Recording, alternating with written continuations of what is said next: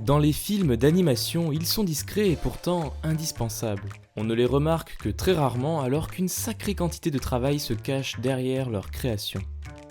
Vous êtes sur la chaîne de CEO et aujourd'hui on va creuser un sujet spécifique dans le domaine de l'animation. Comment sont créés les figurants et les foules dans les films d'animation 3D ? Avant de parler des foules en 3D, je tenais à développer d'abord le sujet des figurants dans les films d'animation. Les figurants de manière générale doivent remplir un rôle bien particulier, ils vont habiller tout l'univers d'un film en le rendant le plus crédible et le plus vivant possible. Mais ils doivent à la fois ne pas retenir l'œil du spectateur pour que celui-ci soit concentré sur les protagonistes. Dans les films d'animation, cette invisibilité sera créée à l'aide de plusieurs astuces. La plus évidente, ça va être le design du figurant. Bien souvent, les figurants ne sont que des déclinaisons d'un même personnage avec certaines caractéristiques changées. Ça peut être sa couleur, sa taille, ses vêtements ou encore ses proportions. Ainsi, quand notre regard va se poser sur un groupe de figurants, étant donné qu'aucun de ces personnages n'aura de caractéristiques particulières dans son design, on va rapidement les juger ennuyeux et peu attrayants et on va regarder ailleurs. Avant de s'appliquer dans les films 3D, on retrouve d'abord cette technique dans les œuvres en animation traditionnelle. Un exemple amusant est celui de Pokémon qui a complètement réutilisé cette image de public dans un autre épisode en ne changeant que les couleurs et en ajoutant 2-3 variations telles des bras levés ou des bouches qui passent de fermées à ouvertes. La deuxième astuce pour rendre ces figurants invisibles, ça va être leur animation. Quels mouvements, quelles actions on fait faire à ces figurants. Très souvent, l'animation des figurants va bien sûr être beaucoup moins rythmée et riche que l'animation des personnages principaux. L'action la plus fréquente qu'ils vont faire va être une discussion banale avec quelques mouvements très simples comme on pourrait voir sur les figurants dans les films en prise de vue réelle. En plus de rendre ces figurants peu attirants pour l'œil, ces animations très basiques vont pouvoir être réutilisées plusieurs fois dans le même film sur d'autres personnages. Et oui, car une animation c'est avant tout des informations sur un squelette qui se déplace dans un univers 3D. Donc dès lors que deux personnages ont un squelette identique ou avec des proportions similaires, on va pouvoir copier l'animation d'un personnage et la coller sur un autre. Vous comprenez donc que c'est bien pratique d'avoir de nombreux personnages quasiment pareils quand vient le moment de les animer.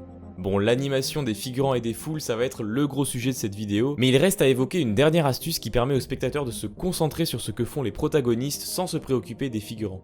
Cette dernière astuce, on la retrouve aussi dans le cinéma classique puisque c'est le cadrage et la composition. Le cadrage et la composition d'un plan vont évidemment mettre en avant une certaine zone de l'écran et ainsi faire comprendre implicitement que le reste du cadre est moins intéressant à regarder. Il y aurait moyen de faire toute une partie théorique pour parler du nombre d'or, des points de force et de comment amener le regard du spectateur exactement là où on veut, mais ici on va rester simple en prenant deux exemples. N'approchez pas.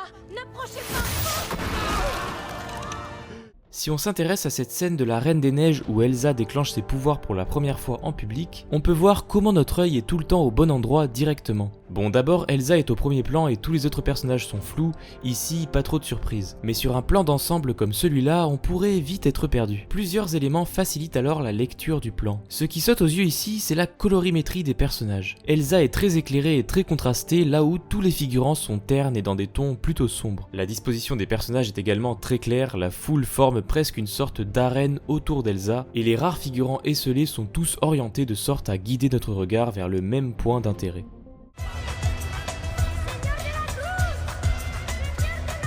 Autre situation plus agitée dans le film Coco. Observons comment on remarque tout de suite Miguel au milieu de la foule. Sur ce plan, Miguel est difficile à voir mais notre œil va quand même se poser sur lui pour plusieurs raisons. Les plans d'avant servent déjà à savoir que Miguel est en train de sautiller pour apparaître au-dessus de la foule, on va donc naturellement le chercher. Ensuite, il va être plus facile de le repérer rapidement du fait qu'à part Miguel, presque aucun personnage n'a son visage tourné vers la caméra. Les rares dont c'est le cas sont presque bord cadre, là où notre œil ne va jamais se poser. Et pareil, dans la suite de cette scène, on peut voir ici comment les figurants sont groupés entre eux, laissant un espace vide autour de Miguel et le rendant bien visible, avec encore une fois son visage étant le seul tourné vers la caméra.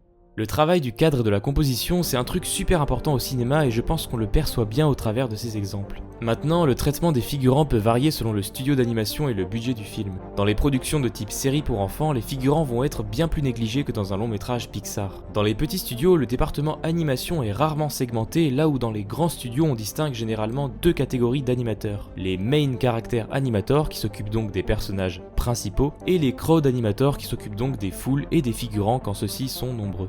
Personnellement, j'ai pour l'instant uniquement une expérience d'animateur 3D sur des séries animées pour enfants. Donc clairement, beaucoup de choix de production tendent à l'économie, on va réduire au maximum le nombre de personnages dans les scènes, on ne va presque pas animer les personnages à l'écran qui ne sont pas au cœur de l'action, et pour les rares scènes avec de nombreux personnages, on va la plupart du temps appliquer des cycles d'animation déjà tout prêts grâce à la pré-production. Mais dès qu'on passe sur des studios majeurs tels que Disney, Pixar ou encore Illumination, on va faire appel à ces fameux crowd animators. Maintenant, comment arrive-t-il à générer et à gérer les foules dans les films d'animation ? Eh bien en fait, tout dépend de ce que cette foule est amenée à faire. Dans ces scènes de Vaiana, même s'il y a beaucoup de personnages à animer, on voit bien qu'ils ont des proportions semblables et qu'ils font tous la même danse, on va donc s'en sortir en faisant des petits copier-coller d'animation. Il ne restera qu'à désynchroniser certains personnages entre eux pour éviter l'effet clonage et le tour sera joué. Maintenant, si cette foule est composée de personnages aux morphologies complètement différentes comme c'est le cas dans Zootopie, forcément ça va prendre plus de temps. On va encore pouvoir s'aider de cycles d'animation, mais il va falloir en faire un différent pour chaque type d'animal. Bon, ça prend du temps, mais l'équipe des crowd animators peut encore gérer ça toute seule. Par contre, maintenant, si on met toute cette foule en mouvement, ça devient tout de suite plus complexe. Les crowd animators vont devoir travailler de concert avec les développeurs ou encore avec le département effets spéciaux. Il va falloir développer des simulations de foule réalistes, ce qui n'est pas une mince affaire. On a déjà pu parler sur la chaîne de la ruée des gnous dans Le Roi Lion, qui était tout simplement la scène du film la plus complexe à réaliser d'un point de vue technique, mais on peut aussi s'intéresser à cette scène de Ralph 2.0 qui, elle aussi, a dû donner du fil à retordre aux équipes techniques du film. Ici, on a un géant Ralph composé d'une multitude de Ralph attachés entre eux et qui, pour ne rien arranger, sont tous en mouvement. Cette idée a été inspirée des fourmis et de leur capacité à se rassembler pour former des structures bien plus grandes que leur échelle individuelle. Pour arriver au résultat montré dans le film, les équipes de Disney ont d'abord animé un seul Ralph géant. Celui-ci a ensuite été segmenté en plus de 5 millions d'éléments distincts, d'abord des sphères simples, ensuite remplacés par des Ralph. Tous ces Ralph étant animés, les collisions étaient inévitables et le résultat n'était pas satisfaisant. Il a donc fallu développer un outil, Moshpit, pour générer les interactions entre tous ces personnages en évitant qu'ils se rentrent dedans. Une fois ce géant Ralph fonctionnel, il restait encore à changer l'animation de certains clones de Ralph pour que les expressions faciales du géant puissent bien apparaître de manière lisible. Si j'ai pas spécialement adoré ce film, je dois avouer que ce Ralphzilla m'a vraiment marqué et ça m'a tout de suite intrigué de savoir comment ils avaient réussi à faire ça techniquement. Vous l'aurez compris, si on met les protagonistes de côté, les figurants et les foules sont eux aussi des éléments très importants dans les films d'animation. On peut techniquement se contenter de personnages principaux et d'une intrigue intéressante à suivre, mais dès lors qu'on veut bâtir un univers un peu plus conséquent et lui donner de la vie, il va souvent falloir passer par ces ingrédients magiques que sont les figurants et les foules. Comme on dit, le diable se cache dans les détails. J'ai d'ailleurs prévu une petite partie bonus avec certains figurants qui peuvent être amusants à observer. Ils font pas des trucs incroyables non plus, mais ça donne déjà une idée de comment ils ajoutent de la vie en faisant juste partie du décor. Pour commencer, on va revenir sur Coco avec cette scène où Miguel et Hector marchent dans la rue. Cette scène et plus généralement ce film regorge de figurants intéressants à observer. Ici, on a un enfant qui s'amuse à faire le funambule, juste à côté on a ce qui semble être un mendiant qui scrute les autres passants, il y a aussi ces deux personnages qui ont l'air de se draguer et j'aime bien l'irruption du chien qui vient les surprendre dans leur conversation. En fait, c'est typiquement le genre de scène où on sent bien à quel point tout ça est très vivant, même si c'est des squelettes. On reconnaît bien l'ambiance d'un centre-ville animé la nuit. L'autre film dans lequel on peut trouver plein de figurants amusants, c'est bien sûr Zootopie. Rien que dans la scène où Judy découvre la ville pour la première fois, on peut observer tout plein de situations. Ici, un groupe de potes qui discutent en buvant leur jus, ici un ourson qui essaye d'avoir l'attention de son père qui est en train de lire un journal, ou encore ici plusieurs petits élans qui sont dans un groupe de scoutisme. Toutes ces micro-situations ont été réfléchies et servent à nous faire comprendre directement qu'on est face à une société aussi développée que la société humaine que l'on connaît.